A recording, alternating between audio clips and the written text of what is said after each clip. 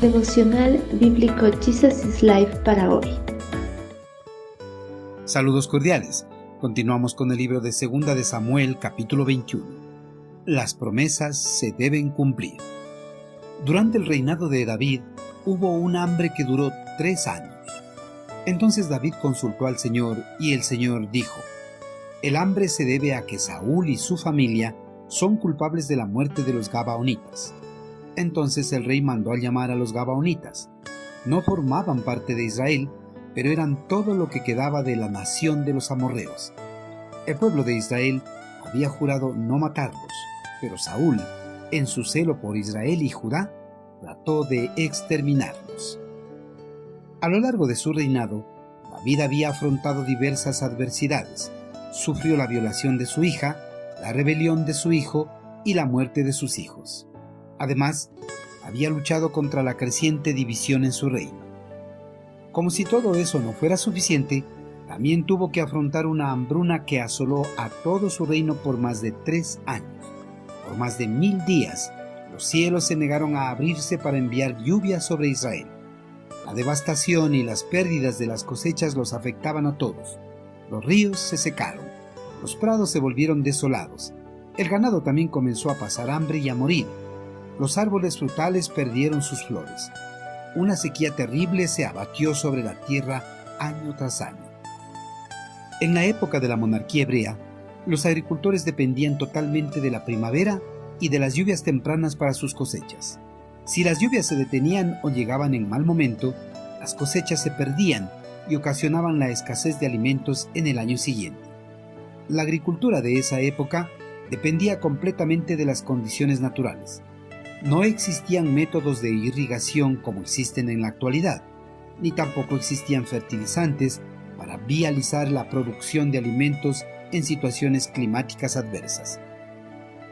Aunque en Palestina las temporadas de sequía y las hambrunas se daban con cierta frecuencia, se las consideraba manifestaciones del juicio divino sobre el reino.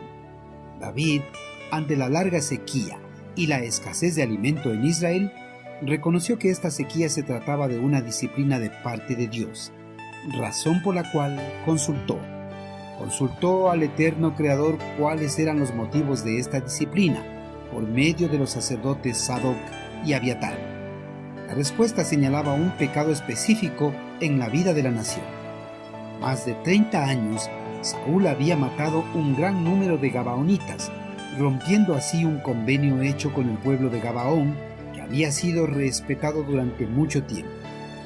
El pueblo hebreo, bajo la dirección de Josué, cuando empezó a expulsar a los habitantes de la tierra prometida, hizo un pacto de paz con los Gabaonitas, sin consultar a Dios. Este pacto fue establecido cuando los Gabaonitas se presentaron disfrazados y pretendiendo ser lo que no eran. Ese pacto fue ratificado con juramento por los hombres de Israel y debía ser honrado perpetuamente.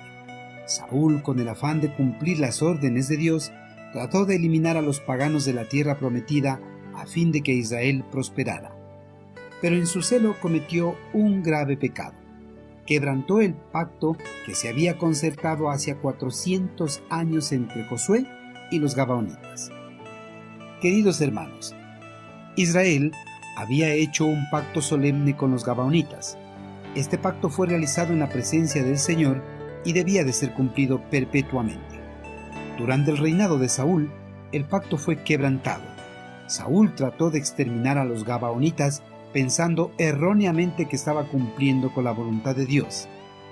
La ruptura del pacto hizo que Israel sufriera de hambruna por más de 3 años, cumpliéndose así la justicia de Dios.